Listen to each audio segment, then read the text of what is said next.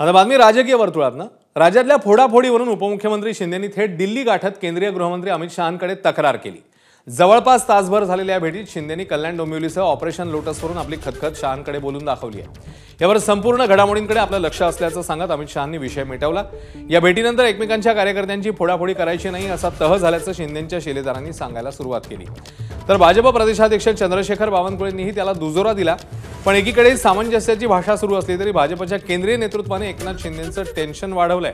आरोप प्रत्यारोप होतच राहतील, पक्ष बांधणीचं काम सुरू ठेवा असा स्पष्ट आदेश केंद्रीय नेतृत्वाने महाराष्ट्र भाजपच्या नेत्यांना दिलाय अशी सूत्रांची माहिती आहे। याचाच अर्थ शिंदेंच्या नाराजी नाट्यानंतरही केंद्रीय नेतृत्व प्रदेश भाजपच्या पाठीशी असल्याचंच पाहायला मिळतंय। आम्ही वरच्या सर्व नेतृत्वाने म्हणजे देवेंद्रजी, एकनाथजी आणि अजितदादा आणि मी सुद्धा समन्वय समितीत आहे एनडीएच्या, त्या समिती हे ठरलं आहे की कुणाचाही पक्षप्रवेश करायचा नाही। पण लोकल लेवलला जेव्हा तिकीट मिळत नाही 8-8, 10-10 वर्षापासून ते वाट पाहतात आहे। त्यामुळे काही लोक एकनाथ शिंदेकडे, एकनाथ शिंदेचे काही लोक भाजपकडे, दोघांची राष्ट्रवादीकडे, त्यामुळं थोडा उडाउडी चालू आहे नगरपालिकेच्या निवडणुकी संदर्भाने। तर म्हणून काही या ठिकाणी महायुतीत गडबड झाली आहे, राज्यस्तरावर गडबड झाली आहे असं काही नाही आहे।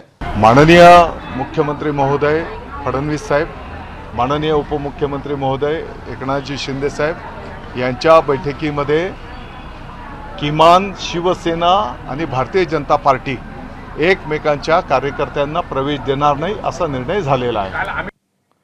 शिंदेंचं नाराजी नाट्य आणि दिल्लीवारीवरून उद्धव ठाकरे आणि काँग्रेसचे प्रदेशाध्यक्ष हर्षवर्धन सपकाळ यांनी आता टोले लगावले आहेत।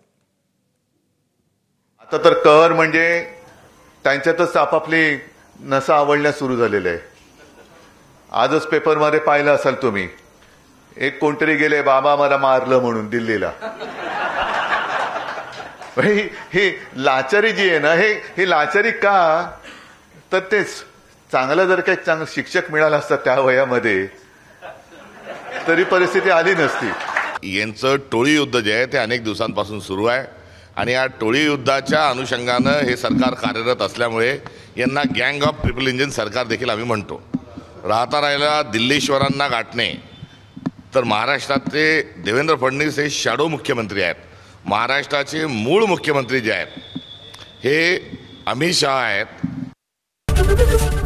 एबीपी माझा, उघडा डोळे बघा नीट।